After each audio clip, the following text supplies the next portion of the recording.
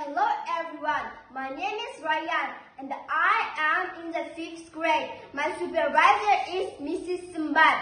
The common language of the modern world is English. That's why I'm learning English.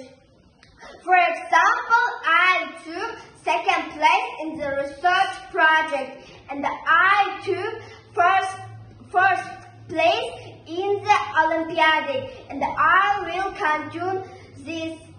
Hello everyone, I am Aknur Nurlubek kızım, a student of 30th grade of Kazgord Secondary School, and my favorite subject is English. I took the third place in English in the city competition done of Kazakhstan. They decided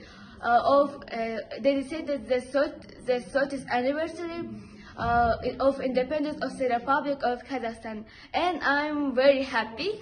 I would like to thank Kuzira Joldaspekova for guiding me in this project. Hello, my name is Benkar. I am a student in 8th grade at school number 66 by Kazgord. The research project gives students many opportunities. So the research project, the student is able to treat them and express himself on many ways. I took part in a research project and tried my best.